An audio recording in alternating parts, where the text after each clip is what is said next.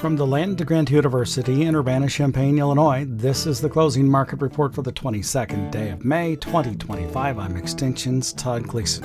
In Chicago today, corn and wheat futures ended narrowly mixed. Soybeans were up just about 4 cents. We'll have more in a moment from Matt Bennett at agmarket.net. Todd Gleason services are made available to WILL by University of Illinois Extension. Matt Bennett from agmarket.net is now here to take a look at the marketplace. Hello, Matt. Thanks for being with us. I know you're not in the field today. I do want to know if you managed to get in the field again. After we talked last week, you were having some issues and had only been in a couple of times. Did you get all your corn planted? We got all the corn planted and finished up late last week, and then we ended up with basically being able to be almost done. I mean, we were very close to getting done, but we just couldn't get our last farm to dry out that we were going for with beans, and could have planted it right in front of that rain after we got it worked, and pretty much ready to go. It was just too heavy, and then we had 1.5 inches of rain, so I'm kind of glad we didn't do it. But you're behind, for you particularly, and you're part of the world. To the south of you and in other directions, are farmers still struggling to get the rest of the crops in? Yeah, no doubt about it. I mean, we've got guys in Ohio that haven't hardly turned a wheel. Some guys in southern Illinois have also struggled, parts of Indiana. So there was a pretty big area in that, you would call it like South Corn Belt. That's just really had a rough time this year. Forecast still looks like it might be a little bit wet. And so, you got to ask yourself at what point, is that we come into the market? And, I think the market right now is pretty comfortable just simply due to the fact that progress has been so good. So, if we're sitting here talking about it in 2 weeks, so I think it could get a little more serious. Yeah, this is the part where it begins to get interesting with the crop progress reports, because they are intent on what will be planted. And as soon as a farmer makes a decision, or whoever's looking at it has decided the farmer made a decision to do prevent plant or not to put the crop in the ground, then that drops out. And the crop progress numbers continue to go up. So it's very difficult to tell. I don't quite recall when all the prevent plant dates will be for corn and soybeans in those regions. Corn much earlier than soybeans, of course, but we'll have to keep track of that. And the marketplace will have a difficult time with it as well. How long do you think it will take, if these acres actually don't get planted, for the market to recognize it? Yeah, I think ultimately, if you stay this wet, there's no doubt in my mind that the market's going to pay attention to it probably in the next 2 weeks. So if you get close to June, and you're still in this wet pattern, to me, you're probably going to see some folks start to raise eyebrows, because obviously, when you look at the balance sheet from the USDA, 1.8 billion bushel doesn't look too bad, but I mean, that's assuming all the acres get planted. That's assuming a 181 yield. And so you could probably assume the yield easier than you could the acres as we sit here today. But at the same time, 181 is a big ask. I know the genetics are capable, but we've certainly had a hard time being able to kind of punch up there. So I do think in the next 2 weeks, you'll be paying attention to it if this weather pattern holds. Because southern Illinois, southern Indiana, parts of Ohio are not on the best of yield range, will it have an impact on yield even if they get planted, or very much of one? If they get planted, I mean, there's no doubt that it's going to be late enough that you could have some issues as far as that being even a tougher crop, to expect big yields out of. So there's no doubt your fringe areas are always going to impact yield to an extent, but you have to remember, and I wouldn't call parts of Ohio fringe. I mean, there's a lot of good production that comes out of Ohio, but one thing to consider overall, yeah, it might not have a huge impact on yield, but that's the part of the world that needs the corn the worst right now.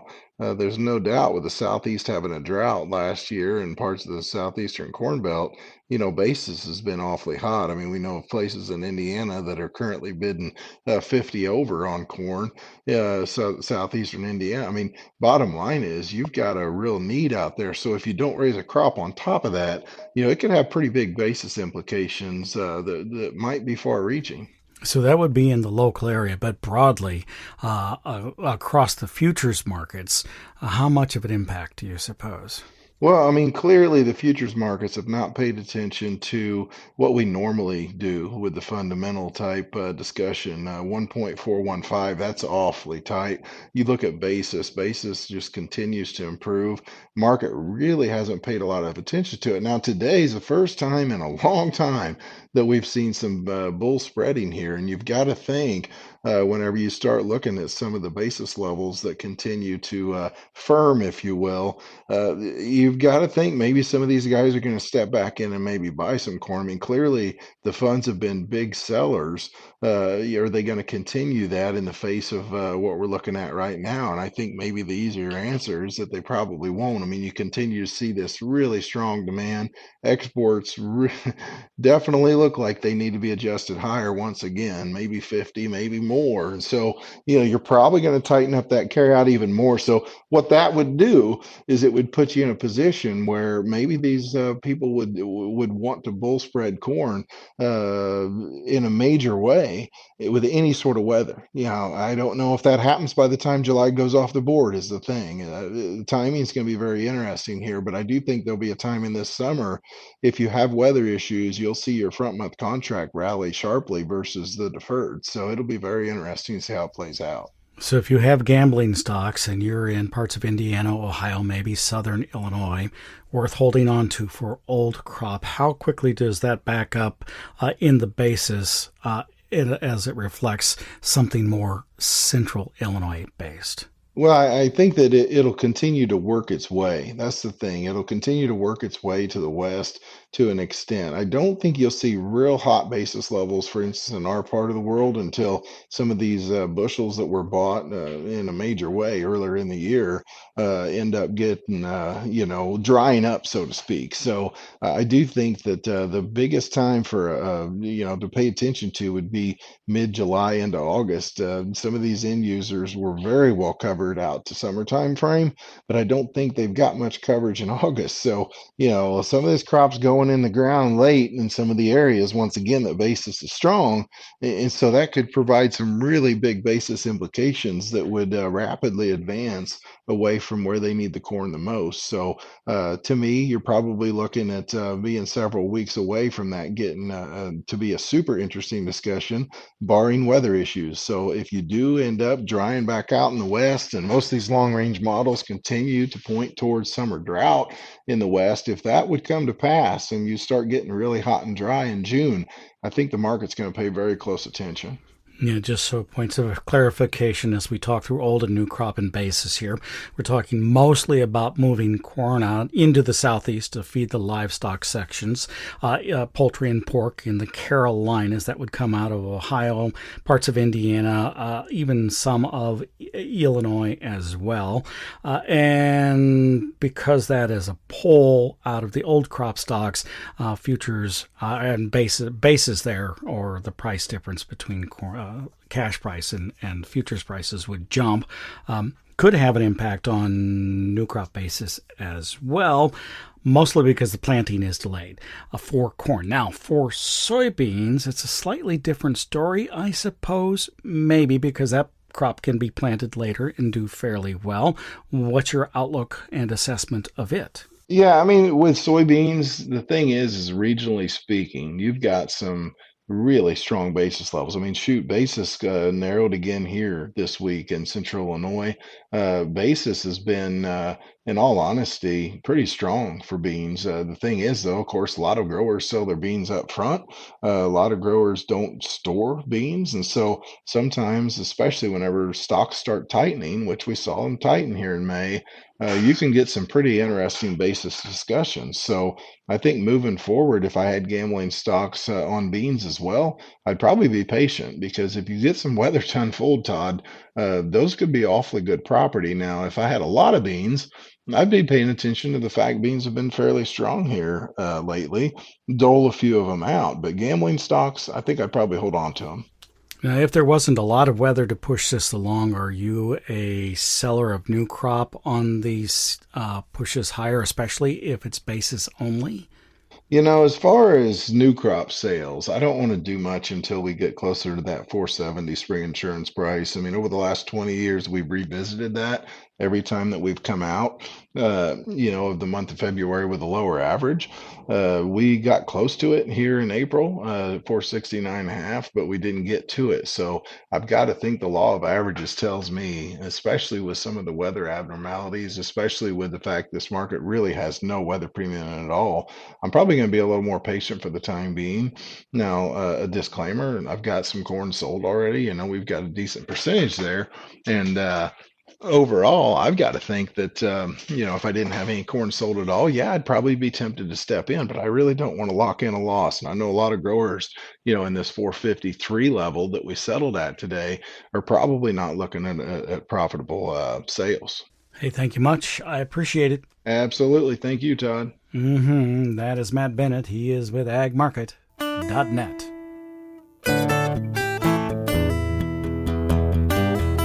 In today's agricultural news, the MAHA, or Make America Healthy Again report, was released today. The Trump administration, according to a press release from USDA, says the report, quote, is a call to evaluate the many reasons American families, particularly children, face high rates of chronic health issues, and it encourages additional research and education on diet, environmental exposures, lack of physical activity, and over-medicalization. USDA Secretary Brooke Rollins says she looks forward to continuing to work with Health and Human Services Secretary Robert F. Kennedy and other members of the MAHA Commission to improve the nation's health. Kennedy, for his part Tuesday, inferred during a Senate committee hearing the report in the drafts he had seen did not mention the chemical glyphosate commonly known as Roundup. It does on page 42, and atrazine as well, both under a heading titled Crop Production Tools, including pesticides, herbicides, and insecticides, where it says some studies have raised concerns about possible links between some of these products and adverse health outcomes. The report cites a selection of research studies on glyphosate and a range of possible human health effects. It also points to animal studies related to the herbicide atrazine, noting common exposures to pesticides, including from lawn care, farming, and pesticide residues. However, the report in that same heading notes, quote, a large-scale FDA study of pesticide residues found the majority of samples, more than 90%, were compliant with the federal standards, and that more recent data from USDA's Pesticide Data Program found 99% of food samples tested in 2023 were compliant with the EPA's safety limits. A new national survey commissioned by CropLife America, which advocates on behalf of pesticide manufacturers, shows strong trust in American farmers and public recognition of the benefits pesticides provide in making food available and affordable. The MAHA report may undermine that trust. Let's stay with farm chemicals, but we'll move now to the state of Illinois. A bill is making its way through the Illinois General Assembly that will impact agricultural pesticide application licenses. If enacted, SB 783 would update the current system, which requires pesticide applicators to be tested every 3 years, to testing once and requiring 15 hours of continuing education over a repeating 3-year period to maintain the license. Kevin Johnson of the Illinois Fertilizer and Chemical Association says if at the end of any 3-year period the continuing education requirement is not met, then retesting for the pesticide applicator's license would be required. So right now, as it stands, you would have to take 15 hours over those 3 years. If you only take 13 or 14 hours before that 3-year license up, you would have to retest. The pesticide applicator legislation passed out of the Illinois Senate yesterday on a 50-4 vote. It now moves to the Illinois House Ag Committee. If passed out of committee, the bill would move to the floor for a full vote before the Illinois General Assembly's May 31 spring legislative deadline. And that's a look at today's agricultural news.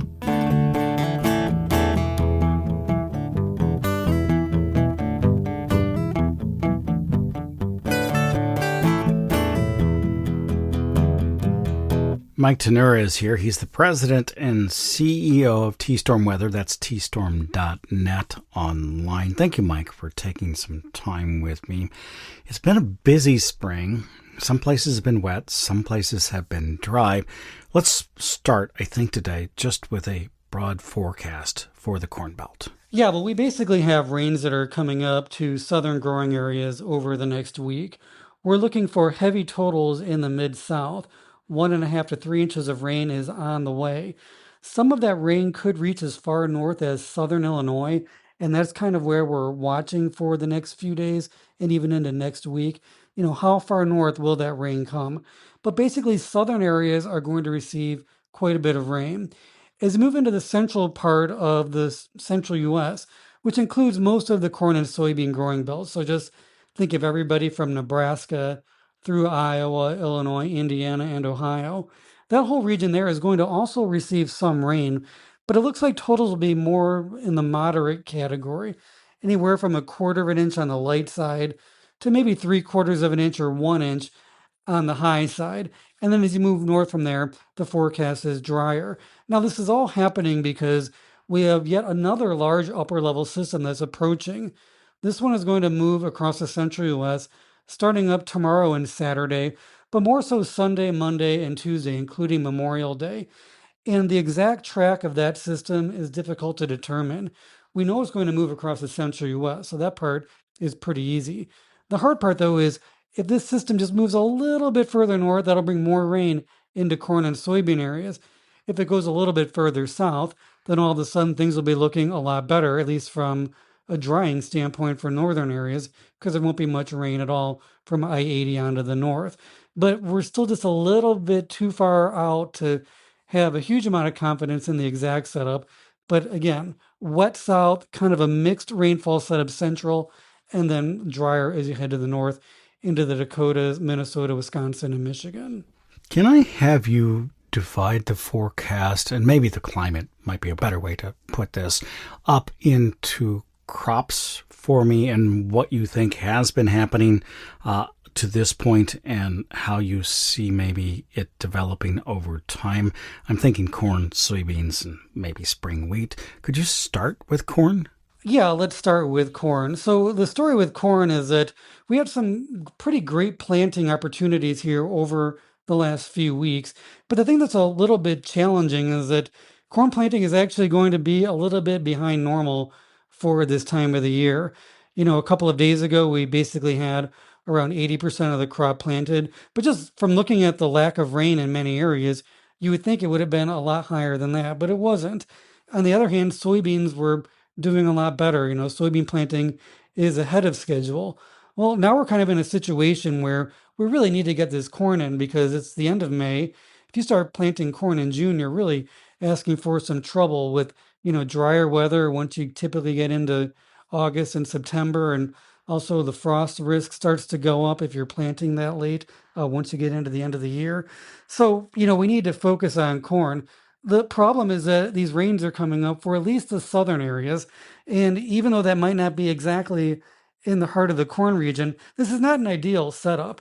Ideally, right now, you'd have no rain and it would be super warm out. So we have some rain and it's actually super cool out. This is one of the cooler air masses that we've seen in May for a while. Now, that cool air will eventually go away once we get about a week out from now, and then things will start to improve again. But Todd, look at the calendar. It's May 22nd. A week from now is May 29th, and only then are we starting to get back into a more normal temperature setup. So, it's not a great story. I mean, the only way to really have things turn great is if that system we're talking about for next week were to shift a lot further to the south and then leave a big area dry. Now, the thing that really complicates this, though, Todd, is that if you look at the heart of the Corn Belt, there's still some areas of Illinois and Iowa, even Missouri and Nebraska that need more rain.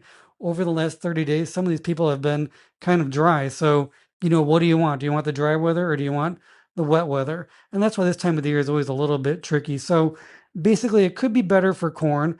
The soybean story is similar, except that you really want to see dry weather, especially in the southern areas. We've had a pretty wet spring in the Mid-South and even into parts of the southern Corn Belt, and that's where the rain chances are high going forward. One thing, Todd, we did not talk about is spring wheat. If you look at spring wheat, it's been very wet in the western Dakotas. Kind of this anomalous setup has happened over the last 10 days where it just keeps raining in the western Dakotas. And that's turned basically about a third of that crop super wet, with more than twice their normal rainfall over the last 30 days. That does not extend deep into the corn and soybean area of the Dakotas, though they're certainly wet, but they'll be drying out as we move forward, so that might negate that story a little bit. But it's a real mixed bag in the central U.S., as you can tell. And all these stories will start to come together with, a little more of a foundation once we get 10 to 14 days from now. Do you have an indication of what you think June might look like? Well, at least the first part of it looks to be warmer, as we noted. High temperatures should be back into the 70s and 80s, maybe even some 90s in the Dakotas, so kind of similar to what we had a few weeks ago. Beyond that, the rainfall setup is a little tricky. There are some systems moving across, so we think there'll be some rain in some areas, but maybe not a super wet setup. But once we get into these southern areas, the rain chances look a little better. We have a chance for rain in Oklahoma, Texas, and again in the Mid-South from either an upper level system that moves across the southern U.S. or from a quasi-tropical system that forms near Florida around June 1st. There's a few hints of that. Now, is this going to be a major hurricane or something like that? No, this is too early in the year for something like that. But between both of those events, the rain chances are, again, pretty high in the southern areas. And then as you move north, they're not as great. One last question, and I won't hold you to this because we're still a few days out, but Sunday, the Indy 500 will be run in Indianapolis. What does the weather hold for the race drivers that day?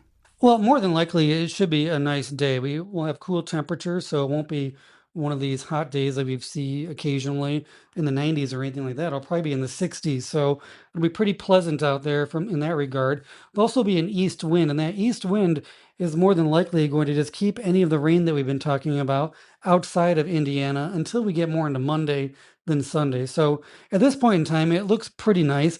It doesn't look like there'll be a major rain event. There will be rain approaching from the west, but we think that even in Illinois, the rain chances aren't even all that high on Sunday afternoon. So more than likely, Indiana is going to be protected from rain by the cool air mass that we're in. And they should be okay until they get into Monday when everybody will be waiting for a little bit of rain, I suppose. Yeah, thank you much. I appreciate it. Yeah, sure thing, Todd. That's Mike Tannura. He's the president and CEO at T-Storm Weather. That's tstorm.net. Online, you've been listening to the Closing Market Report on this Thursday afternoon for the 22nd day of May. We'll record our Commodity Week program this afternoon and post it to our website this evening. Our panelists this week will include Eric Snodgrass from Nutrient Ag Solutions, Joe Jansen from the University of Illinois, agricultural economist, and Dave Chatterton of Strategic Farm Marketing. Should be a great program.